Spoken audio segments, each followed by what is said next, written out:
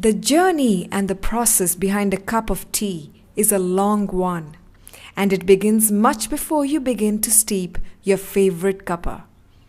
Growing tea and processing it is an art demanding much care and detail. Tea bushes are planted during monsoons. Regular application of folio, which is a mixture of chemicals such as zinc and magnesium, provide for the health of these bushes. Tea leaves, or the produce, are plucked almost throughout the year. Produce is particularly high post-monsoons due to a spurt in growth. Hand plucking is a traditional method involving hundreds of women plucking tea leaves with their hands. Each of these women will contribute up to 21 kilograms of plucked tea leaves at the end of their working day. Hand plucking is today being supplemented by hand sharing. This method has been introduced to counter the effects of large-scale migration by labourer communities to the big cities. This weighs around 650 to 700 grams. A self-sharpening blade, carbon tip blade.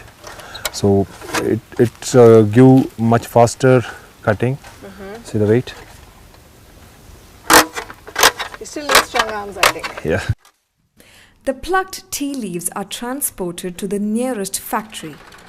This particular factory I am visiting belongs to the Balanur Plantations and Industries Limited. This building is around 135 years old, but is replete with modern machinery. I take a stroll and get a closer look at how tea is processed here.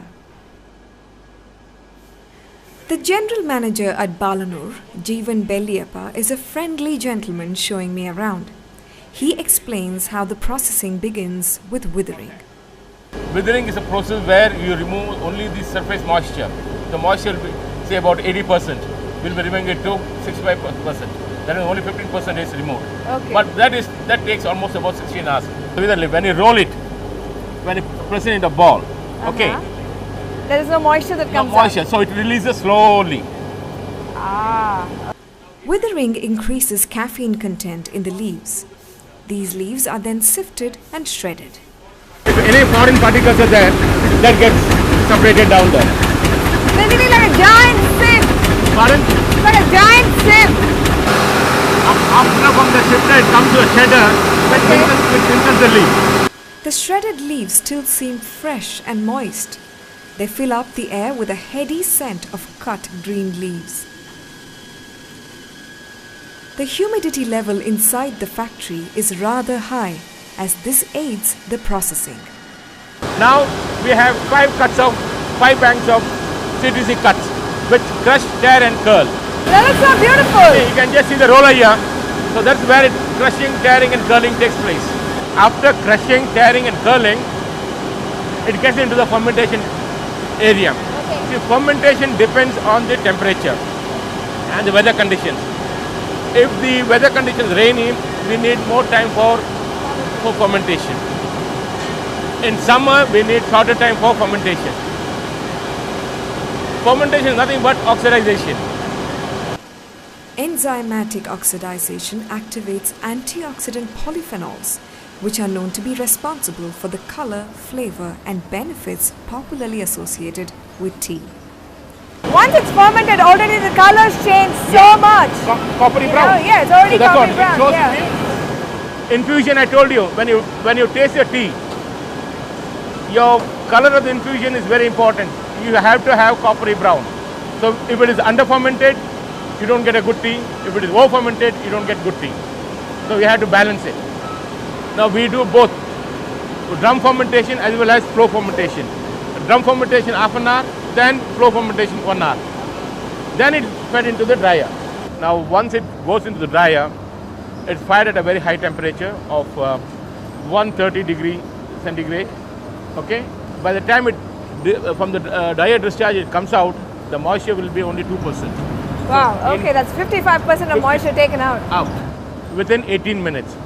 The output of the dryer is about 600 kilos per hour. And there are different shapes and sizes here. Yes. Now after drying, then it comes into another shifter where the dust and leaf gets separated. Okay.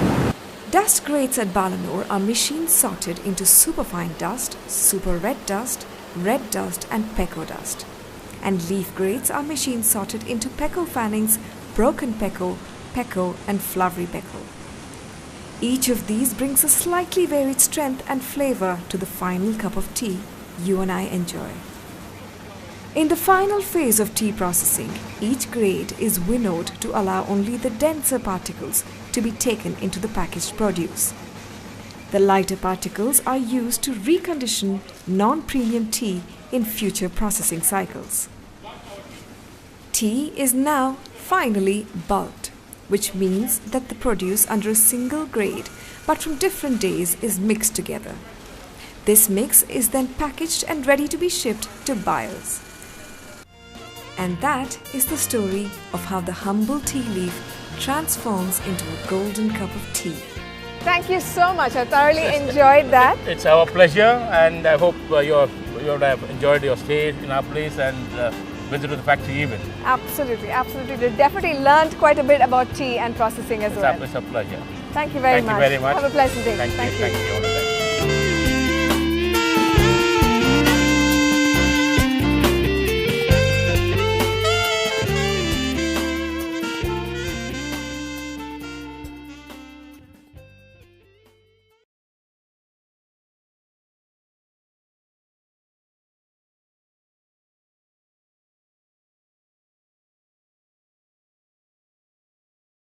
Green tea manufacture.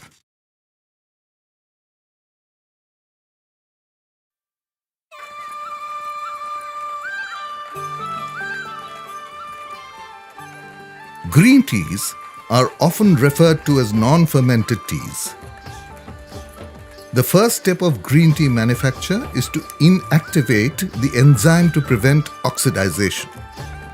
Inactivation of the enzymic activity in the finely plucked leaves is done in different ways.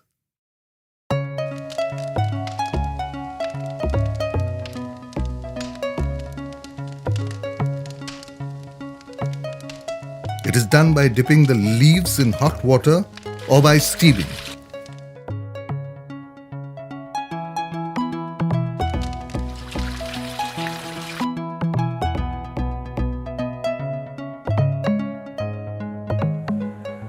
The leaves are then put in the cooling trough or on mat.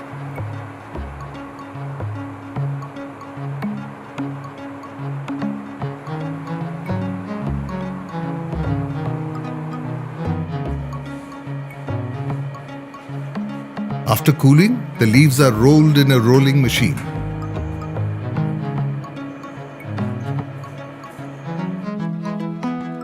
Some small growers adopt hand rolling for production of handmade green tea. After the first roll, the leaves are rolled for the second time.